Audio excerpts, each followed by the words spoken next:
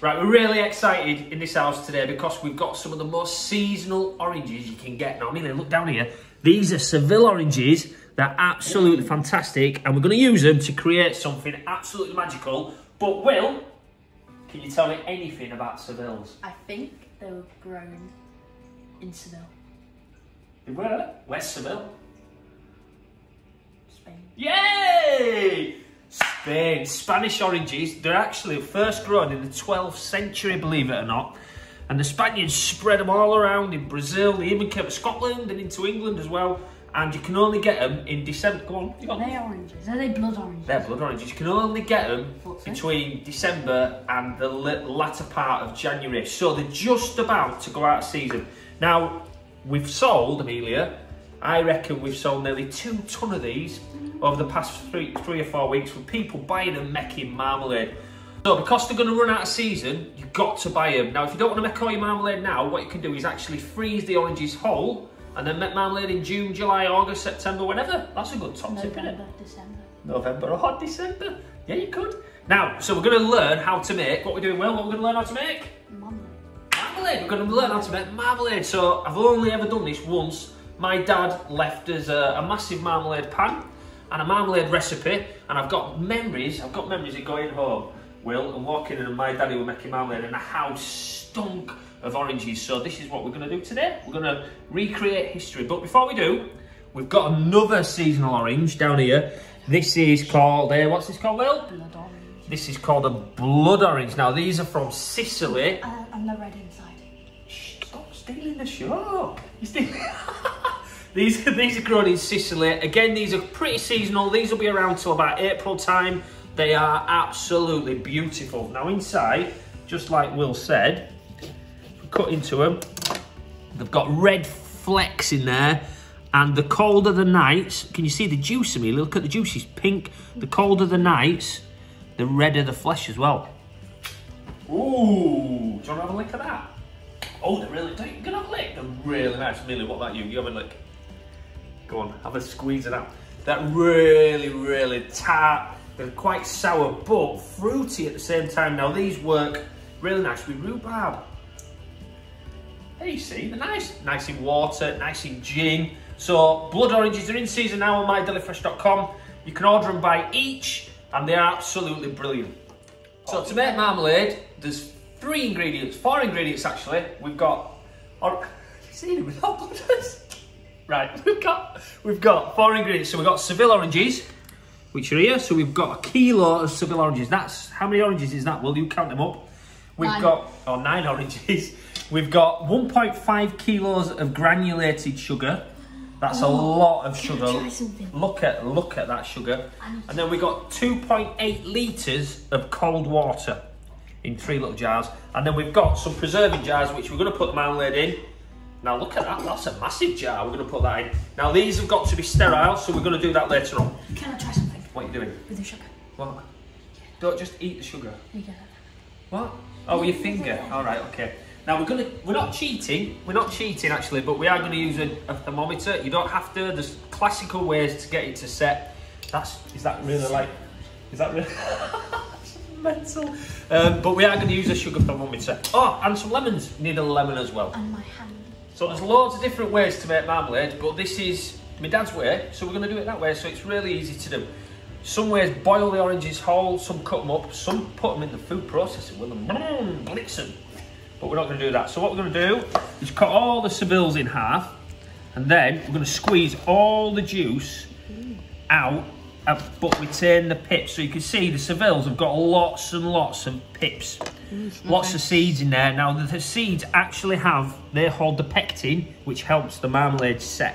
Right, Will, can you start... Triangle of oranges. Can you start squeezing as much juice as you can through that sieve? So we squeeze the oranges into the sieve. That's it. Yeah, it's fine. To make sure that the pips, we catch the pips because we need the pips, Will. That's what we need. So get squeezing. That's it. Squeeze as much as you can. And retain the pips. Okay, and then if you just use, we haven't got a squeezer, we're just going to use a fork to get in. You've got to get all them pips out. That's it, William. And any flesh in there. Okay. Wow. Ooh. Should we have a little taste? They're really sour. Should we have a taste? Okay. Do you want me to have a taste? Ah, what are you doing? It's just juice everywhere. Get all that juice out, Will. Get it squeezed. There's bubbles in that one. Oh, that's great. They're really sour. They're really tart. But, they're nice. I like them actually. I like them. Right, so get it squeezed. What if I pick it? Oh, don't worry. Just get as much squeezed out as you can. So we squeezed all the pips out. There's no pips left in there, and the flesh, Amelia, any flesh and any pips are here, and all the juice is in my dad's boiling pan. Right, so we're going to keep that because that's got loads of nice pectin in. Now, you should traditionally use muslin cloth to do this, but we haven't got any, so we're just going to use a little chef's J cloth. Just get that. And we're just going to tie that up into a nice little parcel, and that's going to go into the marmalade, and the pectin will come out of that. You know what you can do? And then if you tie it hard enough and keep tying, it'll squeeze all the juice out. It will. You're right. It'll set the. That's what you do. Where did you learn that from? That's what Bear Grylls. but off a cactus.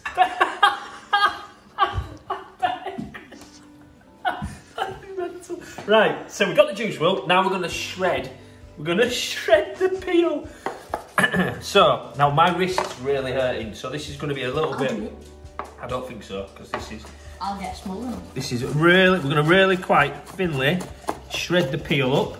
Now, if you like your marmalade with massive chunks in of peel, then make them a bit chunkier. If you don't like them with big chunks in, obviously slice them up. You can blitz it in a food processor if you need to, and make like a pulp, so it's really fine. But we don't have them. We don't have one of them, do we? Blitz. We haven't got one of them, so we can't do that. So we're going to have to chop them up by hand.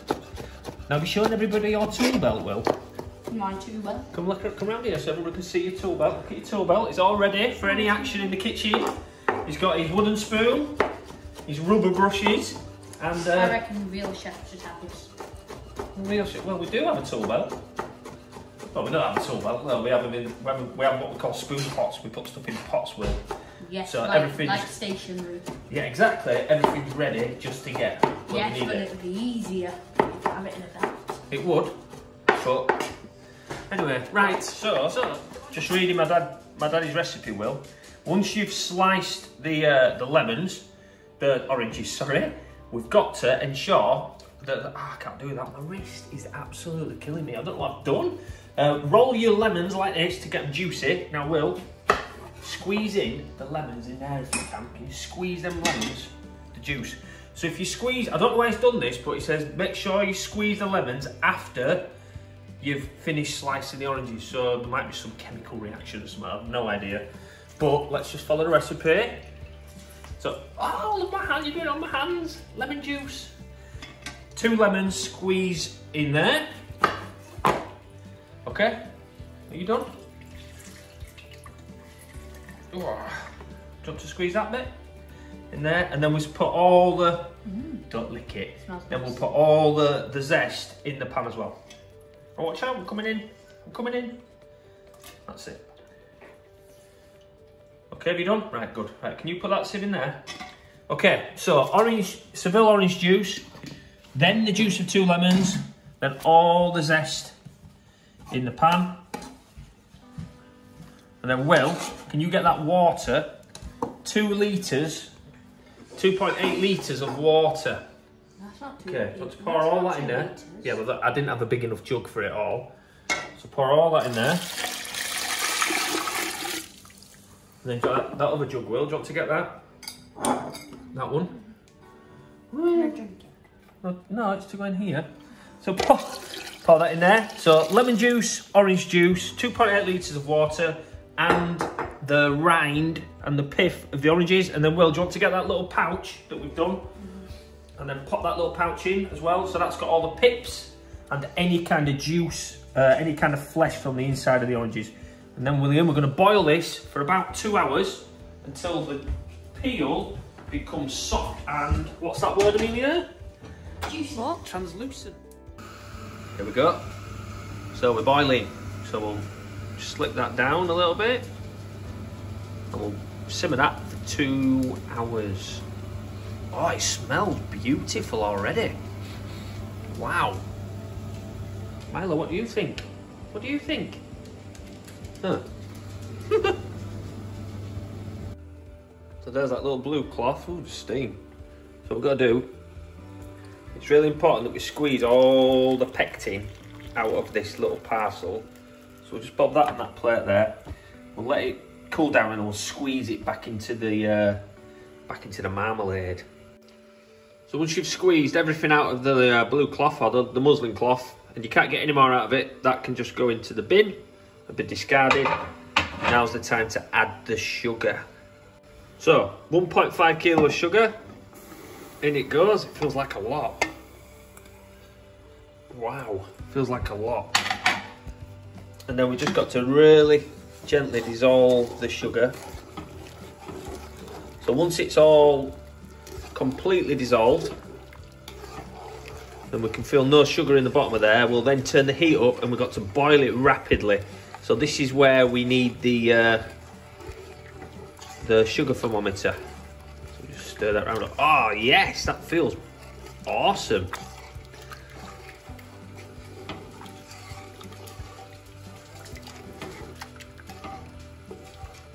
So we're just at that point of the sugar getting nearly dissolved.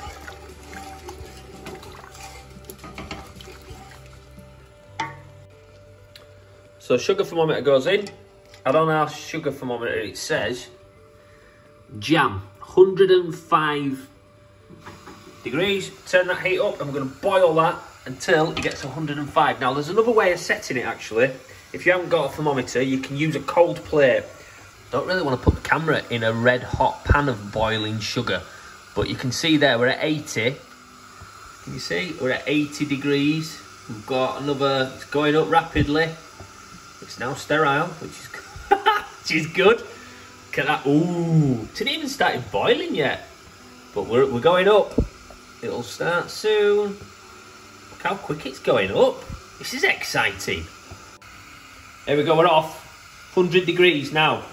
At this stage, you can be a little bit funky and add a little bit of black treacle. Just been reading about that, or a little bit of brown sugar. But I'm not going to do that. 100 degrees all across all the pan now. It's just important now to keep, we don't want it to go too far, because if it goes too far, we'll have caramel on his hands and then we'll have just wasted everything. So we're 100 degrees, we're off. You know what? This is so easy to make, it's unbelievable. I don't know why I haven't made it before. I can't believe how easy this is actually. And it's really exciting. And it proper smells nice. I can't wait to try this tomorrow. Look, you can see it rising up the pan now. I'm so glad my dad's pan, he's come back to its marmalade making days. We're nearly there. We're nearly there. We're so close. But look at that. Look how it's bubbled up.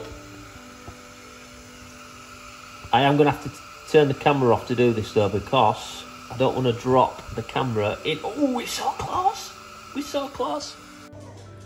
Right then, so sterile ladle as well. It's just been sat for 15 minutes. Now I've just been reading the notes that if we pour it in the jam jar, then just keep tipping the jam jar as well. It'll keep the, it'll stop it from the skin all rising to the top. I thought it'd sink actually, but it won't sink, it'll rise to the top. Ooh, Amelia, it smells nice, doesn't it? So it's really important to keep everything as sterile as possible, because if you touch the rim of the jar, it'll make it go off. So we don't want to do that. So we'll keep it all nice and sterile. These jars were cleaned and then put in the oven, and then left to dry in the oven. We've got enough marmalade here, Amelia, to have you seen it in here? We've got enough marmalade here to feed the village. Get it right to the top,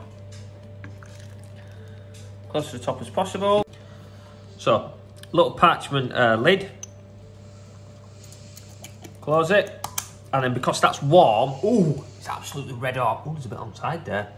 It'll sterilise the contents, and we'll have some awesome marmalade. Now you can see the pith there is all at the top, so we just keep tipping it down, and as soon as it starts to cool, it will get to all the way down the jar, so it's not just all sat at the top. How good with that? How easy with that? So what we'll do, we'll let that cool, and then we'll be able to use it on toast. We're going to make a marmalade sponge pudding tomorrow for Sunday lunch, because it's Saturday today. Really easy to do. A real seasonal orange, which we all should be celebrating. Don't forget that if you buy them now and you don't want to use them now, you freeze them whole and you can use them at any point in the year. Thank you so much for the support. I hope you try and make this marmalade. It is ultra amazing, and it smells and tastes already absolutely beautiful. Thanks for the support.